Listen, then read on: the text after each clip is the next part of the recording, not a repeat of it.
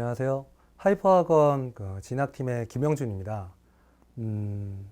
학생들이 수시에 대해서 상당히 좀 많은 고민들을 하고 있죠. 보통 학생부 혹은 논술, 수능 이 모든 것들을 가지고 고민들을 많이 하고 있는데 과연 자신이 가지고 있는 자신만의 경쟁력이 무엇인지 명확하게 알고 있는 학생이 얼마나 될까 생각을 해보면 지금까지 많은 학생들을 만나왔지만 실제로는 그렇게 많지 않다라는 게 저희들의 의견이었습니다. 그래서 실제로 이 학생들의 사례를 가지고 어떠한 점들을 가장 강점으로 극대화시키면 자신들이 원하는 대학 학과에 진학을 할 수 있는지 구체적인 사례를 통해 한 가지씩 보여드리기 위해 이런 자리를 마련을 했습니다. 일단 오늘 제가 여러분들께 보여드릴 학생은 인문계열 학생인데요. 이 학생의 일단 학생부 교과 성적을 먼저 확인을 해보면 인문계열 학생인데 인문계열이니까 주요 교과로 하면 국영수 4가 되겠죠. 국영수 4 교과 평균이 약 3.5등급 정도 되는 지방에 있는 특목고 학생입니다. 지방 뭐 국제고, 외고 이렇게 되는 유명 특목고가 되는데 이 학생이 수시에 지원을 한 대학들을 쭉 살펴보니까 지금 서울대학교부터 연세대, 고려대까지 소위 말하는 최상위권 대학이라고 하는 이 스카이 쪽의 이 대학들만 지원을 하게 됐죠. 근데 이 학생이 여기 지원한 대학들만 딱 봤을 때도 일단 이 학생의 기본적인 성적 구조가 어느 정도 예측이 가능합니다. 첫 번째로는 수시에서 저기까지 지원을 했다라는 건 분명히 눈높이가 높을 것이다라는 게 첫 번째가 되겠고, 두 번째는 이 학생이 수시에 혹시 안 됐을 경우에 정시까지 넘어가도 일정한 수준 이상의 수능 경쟁력을 가지고 있기 때문에 그 자신감을 바탕으로 최상위권에 있는 대학들만을 지원하였다라는 게 두 번째가 되겠죠. 그리고 마지막 세 번째는 이 학생이 지원한 그 전형들 쭉 보면 서울대학교, 연세대학교의 일반 그리고 고려대학교의 일반 전형 이 두 전형은 논술이 되겠는데 이 두 전형을 제외한 나머지 서울대 일반, 그 다음에 고대 융합형인재, 고대 사회공헌자 이쪽은 전부 다 학생부 종합이 됩니다. 그렇다면 학교 내신 성적이 썩 좋지는 않지만 종합 전형으로 지원을 할 만큼 학교 내에서의 교내 활동이나 소위 말하는 스펙 이런 것들도 어느 정도는 갖추고 있을 확률이 높겠다라고 이제 예측을 할 수 있겠죠. 그리고 지금 뭐 최저학력 기준으로 쭉 나와 있는데 사실 이 학생의 수능 경쟁력을 예측을 했던 걸 바탕으로 해보면 지금 여기 나와 있는 그 최저학력 기준 자체는 오히려 큰 의미가 없을 수 있다라고 예상을 하고 이 학생의 전년도의 수능 성적을 확인을 해봅니다. 역시 수능 성적 결과를 쭉 보면 뭐 국어가 2등급이 나오고 한국사가 3등급이 나오기는 했지만 표준 점수 합계 상위 누적 100분위가 소위 말하는 상위 4% 이내에 드는 상당히 우수한 그 수능 경쟁력을 가지고 있었던 학생이라는 게 이제 드러나게 됩니다. 근데 이 학생의 결과론적으로 말씀을 드리면 일단 수시에 지원한 학교들은 모두 좀 다 불합격을 했어요. 그래서 결국 정시로 대학을 좀 지원을 해야 되는데 실제 정시에 이화여대 사회과학을 지원을 하고 합격을 한 다음에 진학을 하게 됩니다. 근데 앞서 이 학생이 수시 지원한 대학들을 쭉 살펴보면 물론 이화여대도 정말 좋은 학교죠. 정말 좋은 학교지만 이 학생 본인의 만족감은 충분히 이제 들 수 없는 그런 학교다 보니까 한 4월 정도부터 반수를 결심을 하게 됩니다. 그래서 일단 4월 달 때부터 수능 준비를 다시 쭉 해 나가는데 6월 평가원 성적은 응시를 하지 않았기 때문에 일단 없었어요. 근데 9월 달까지 쭉 공부를 하고 결과를 봤더니 역시 작년에도 가지고 있던 수능 경쟁력들이 그대로 드러나게 됐다. 그리고 본인의 실력이 일단 여기에서 어느 정도 다 표출이 됐다라고 얘기할 수 있을 정도로 상당히 우수한 점수 구조를 띠고 있습니다. 물론 뭐 한국사가 3등급이긴 한데 일단 전체적인 과목 중에서 이 과목을 제외한 나머지들은 전부 다 우수하다는 게 일단 드러났기 때문에 이걸 바탕으로 금년 수시 지원에 대한 것들을 일단 세워야 했죠. 그 수시 지원을 세우기 전에 먼저 좀 고려를 했던 게 이 학생이 지원한 학교와 학과들을 봤더니 전부 다 자유전공을 지원을 했어요. 이 대학들 전부 다. 특별한 이유가 있을까? 라고 좀 고민을 하고 학생과 얘기를 나눠봤습니다. 네. 학생 얘기로는 인문학적인 소양이나 뭐 혹은 그 자연과학 쪽에도 본인이 좀 관심이 많고 수학 쪽에도 좀 관심이 많다 보니까 전체적으로 융합적인 학문을 할 수 있는 곳이 자유전공이라고 본인은 생각했다라는 얘기를 듣고, 어찌 보면 지금 학생이 학생부에 기재되어 있는 내용하고 전혀 상반된 학과를 지원을 한 거는 아닐까라는 생각에 학생부를 좀 면밀히 따져봤습니다. 그래서 교내 활동했던 사항들을 확인을 해보니 일단 어학 성적은 없었고요. 그래도 다양한 이제 교내 활동들을 많이 했어요. 뭐 해외 교류 인턴십들도 했고 수학에 관련된 활발한 소모임들을 친구들끼리 같이 모여가지고 좀 주체적으로 이끌어 나간 것들이 있었고, 이런 면들이 있긴 했지만 아까 말씀드린 고려대학교의 일단 자유전공을 대표적으로 말씀드리면, 고대 자유전공은 법학전문대학원을 기조로 한 인문사회학적인 소양을 습득하는 그 학과입니다. 근데 이쪽에 지원을 하는 데에는 실제로 이 학생이 했던 여러 가지 활동들이 일단 정확하게 매칭이 되지 않는다, 부합이 되지 않는 학과였다라고 판단을 내리게 됐습니다.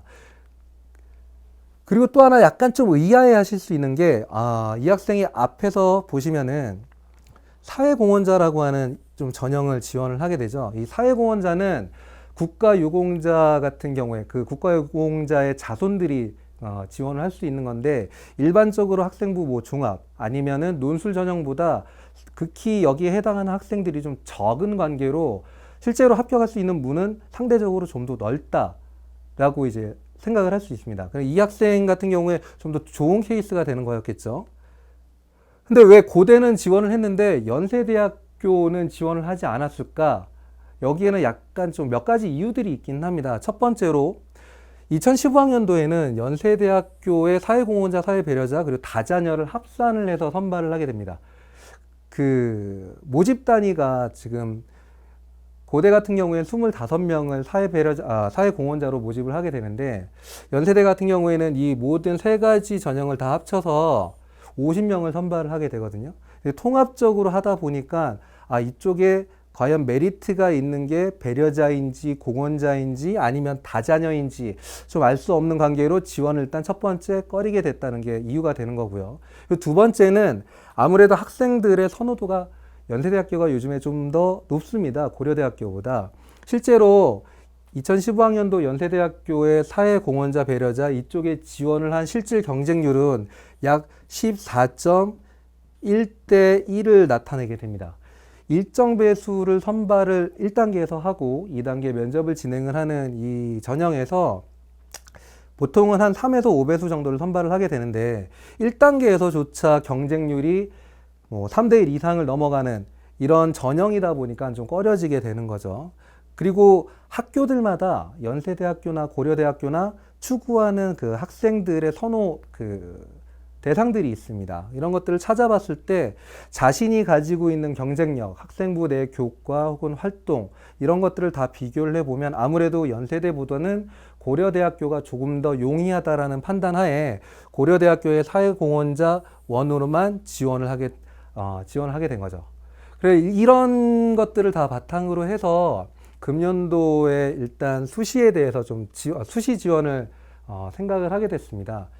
첫 번째로 상당히 안정적인 수능 성적을 가지고 있었죠. 그 한국사만 3등급을 받고 나머지는 거의 다 100점씩을 다 100점 혹은 50점을 받는 최상위권의 점수를 가지고 있었기 때문에 오히려 수시에 너무 좀 부담이 갈 수 있는 뭐 여러 가지 큰 뭐 논술을 크게 좀 부각을 시킨다거나 아니면 학생부 종합 쪽으로 좀 지원을 많이 독려를 한다거나 이런 쪽은 약간 배제를 시키자가 첫 번째였고, 두 번째는 앞서 작년도 수능부터 이번 9월 성적까지 쭉 봤을 때 이 학생이 수학에 대해서 상당히 좀 강점을 나타내고 있었습니다. 항상 다 맞는 단순하게 그냥 1등급을 받는 게 아니라 거의 다 100점을 받는 학생이었기 때문에 수학과 그 논리적인 사고가 뛰어난 학생이 조금 더 지원할 때 유리한 전형 혹은 대학 이쪽이 어디가 있을까, 이게 이제 두 번째가 됐었던 거고요. 그리고 마지막으로는 이 학생이 학생부에 기재되어 있는 내용들, 그 학생부 종합전형의 지원을 처음에 고려를 했었던 것만큼 어찌되었든 활동들이 좀 많이 있는데, 이 학생이 진행했던 활동들을 가장 극대화시킬 수 있는 학과에 대한 선정이 무엇이 있을까? 이걸 세 번째로 잡고 첫 번째, 두 번째, 세 번째를 바탕으로 해서 수시 지원을 진행하게 됩니다. 그 결과 일단 연세대학교부터 고려대학교까지 진행을 했고, 뭐 경희대, 성균관대학교까지 있는데, 이 학생은 일단 이화여대를 다니고 있기 때문에 무조건 2대 이상의 최상위 대학들을 선정을 할 수밖에 없었고요. 첫 번째로 일단 연세대학교 일반 전형, 논술이죠. 이 논술 전형으로 경영학과를 지원을 합니다. 이유는 고려대 같은 경우에는 수리 논술이 있기 때문에 사실 수리에 수학에 강점이 있는 학생으로 어떠한 학과를 지원을 해도 별로 상관은 없었어요.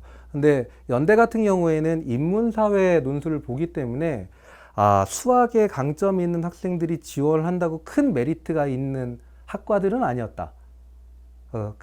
논술 시험은 아니었다라는 게 되죠. 그렇지만 수학에 좀 더 강점이 있는 학생들 혹은 반대로 인문사회 쪽 논술에 강점이 있는 학생들은 아무래도 여학생들이 되겠죠. 이런 여학생들이 지원을 좀 깊이 하는 학과, 그리고 그 중에서도 모집 단위가 좀 더 커서 여러 가지 변수들이 생길 수 있는 학과가 어딜까라고 판단을 내렸을 때 가장 맞다고 생각이 들었던 학과가 바로 이 경영학과였습니다. 그리고 고려대학교는 일단 일반 전형 수능 이후에 논술을 응시 여부를 좀 결정을 해야지만 되다 보니까 식품자원 경제라고 하는 약간은 그 학교 내에서 인지도가 조금은 낮은, 점수대가 조금 낮게 형성이 되어 있는 이 학과를 안전망 차원으로 지원을 하게 됐고요. 그리고 고려대학교에 마찬가지로 국제인재와 사회공헌자, 학생부 종합적으로 지원을 좀 독려하게 됐습니다. 처음에 이 친구한테 학생부 종합을 한 장을 써서 자기소개서를 다시 한번 조금 바꿔보자라고 얘기를 했을 때 약간 좀 기피하는 경향이 있었어요.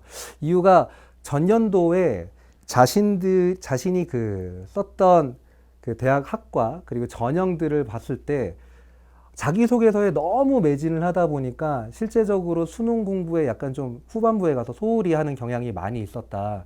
그래서 수능 결과가 자신이 생각했던 것보다 훨씬 못 미친 결과가 나오다 보니까 이쪽에 대해서 좀 기피를 하고자 하는 생각이 좀 많았습니다. 그렇지만 이 학생한테 먼저 얘기를 했던 것들은 작년도에 썼던 그런 기조를 크게 바꾸는 게 아니라 그 안에 내용들 중에 결과물 중심으로 갔던 것들 혹은 맞지 않았던 자유전공 학부에 지원을 하는 게 아닌 본인이 가지고 있고 학생부 내에서도 어느 정도 경쟁력을 가지고 있다라고 할 수 있는 수학과 사회에 관련되어 있는 학과 쪽으로 편안하게 글을 쓰고 지원을 하게 된다면 충분히 좋은 결과까지 이어질 수 있을 거다라고 설득을 해서 결국 국제인재와 사회공헌자 전형으로 경제학과를 지원을 하게 됩니다. 경희대학교의 논술 우수자나 성균관대학교의 글로벌 경제 같은 경우에는 지금 고대 일반 전형의 식품자원 경제와 같이 약간은 보험 형식이었죠. 수능 이후에 시험을 보던 안 보던 이렇게 결정을 해 나가는 그런 상황으로 일단 지원을 하게 됐고, 자기소개서를 어느 정도 마무리를 짓고 난 다음에 이제 수능 공부에만 계속 매진을 한 이 학생의 결과는 결국 수능 시험에서 전 과목이 다 1등급을 받게 되는 가장 좋은 성적을 좀 받게 됩니다. 지금 상위 0.21%에 해당하는 성적이 되는데 이 점수면 이제 정시에서도 서울대 혹은 연세대, 고려대 이 대학들을 다 지원이 가능하죠. 그렇지만 서울대학교 같은 경우에는 이 학생이 약간 점수가 몇 점씩 깎인 표준 점수에서 깎인 모습을 좀 보여주게 됩니다. 뭐 4점, 여기에서도 3점, 여기서도 3점 정도 깎여서 총합 한 국수형에서 10점 정도가 깎이다 보니까 이 학생이 원하는 사회과학대학이나 아니면 경영 이쪽으로는 지원이 어렵고 인문 쪽으로 지원을 해야 되는데 그쪽은 학생의 성향이랑 좀 맞지 않아서 차라리 수시에 모든 것들을 좀 더 집중을 하자라고 생각을 했던 게 조금 잘 돼서 최종 결과가 연세대학교 경영과 고대 경제, 물론 이거는 전부 다 사회공헌자와 논술입니다. 이쪽을 최종적으로 합격을 하게 되는 쾌거를 올리게 됩니다. 수시 지원을 할 때 여러분들께서 좀 생각을 하셔야 될 것들 몇 가지를 적어놨는데요. 정량적인 위치 판단이 우선되어야 된다라는 첫 번째 이거는 아까 말씀드렸던 것처럼 본인의 수능 경쟁력이 될 수 있습니다. 자신의 수능 경쟁력이 어느 정도 위치까지 나와 있는지 명확하게 알아야 그 가이드 선에서부터 좀 더 윗대학 혹은 그 시험보다 좀 더 못 봤을 때를 대비해서 바로 아랫단계 정도 대학까지 소위 말한 보험이라는 걸 들 수 있기 때문에 정확한 위치 판단이 먼저 첫 번째로 되어야 되는 거고요. 두 번째로는 지원하는 대학과 학과에 대한 인재상을 반드시 확인해야 된다. 이거는 학생부 전형으로 지원을 하고자 하는 학생들한테 좀 필요한 얘기입니다. 아까 말씀드린 것처럼 이 학생이 자유전공학부에 지원을 하게 됐는데 결국 학교에서 이 학생이 했던 활동들을 쭉 살펴보면 소위 말하는 자유전공 쪽에서 원하는 그런 인재상과는 좀 동떨어진 수학과 관련되어 있고 사회학과 관련되어 있는 좀 더 맞지 않는 그런 학과들을 지원하는 경우들을 종종 볼 수 있는데 정확하게 자신이 한 활동이 어떤 걸 의미하고 어느 대학의 어느 학과의 인재상과 부합이 되는지 이런 것들을 명확하게 좀 일단 확인을 해 보셔야 될 필요가 있습니다. 그리고 이게 두 번째와 세 번째 뭐 이거 다 합쳐져 가지고 객관적인 시각으로 확인을 해야 된다라는 게 나와 있는 거고요. 네 번째 비교 우위에 있는 나만의 강점이라고 하는 건 뭐 수능이 될 수도 있고 학생부 교과가 될 수도 있고 혹은 비교과가 될 수도 있어요. 아니면 그게 아니라 지금 이 학생처럼 어떠한 상황, 정황들이 될 수 있는 거죠. 그게 뭐냐 하면 사회공헌자라고 하는 약간은 특정한 전형에 지원을 할 수 있는지 여부를 본인이 명확하게 좀 판단을 내려보고 최대한 강점으로 활용을 할 수 있도록 노력을 해야 된다는 겁니다. 그리고 마지막까지 최선을 다해야 한다. 이건 뭐 최종 수능 성적이 어떻게 나오는지에 따라 사실 수시라고 하는 것들은 100% 된다라고 보장을 할 수 있는 전형들이 거의 없어요. 특히나 그 제일 최상위권에 있는 대학 학과들을 좀 지원하고자 하는 학생들 같은 경우에는 정량적인 판단보다는 조금 정성적으로 판단을 해서 여러분들의 기준들이 어떻게 될런지 쉽게 판가름 내릴 수가 없다 보니까 합불에 대한 걸 명확하게 말을 해줄 수 없습니다. 또 혹시 자신이 원하는 대학 학과를 불합격했을 경우라고 해도 자신이 가지고 있는 그 수능 경쟁력 자체가 최상위권으로 올라갈 수 있다라고 한다면 정시에서도 여러분들께서 충분히 좋은 결과까지 이어질 수 있기 때문에 마지막까지 최선을 다해야 된다라는 멘트로 마무리를 이제 드리려고 합니다. 예, 금년 입시 이제 뭐 한 수능 때까지 200일 정도가 남아 있는데 길다면 긴 시간이지만 또 짧다면 상당히 좀 짧은 시간입니다. 이 시간 동안 여러분들이 할 수 있는 것들 그리고 해야 되는 것들이 무엇인지 명확하게 한번 좀 판단을 내려보시고 그 끝까지 최선을 다해서 쭉 앞으로 남은 기간을 이어나가신다면 원하시는 바를 충분히 이루실 수 있을 거라고 생각을 합니다. 예, 지금까지 그 하이퍼학원의 진학팀 김영준이었습니다. 감사합니다.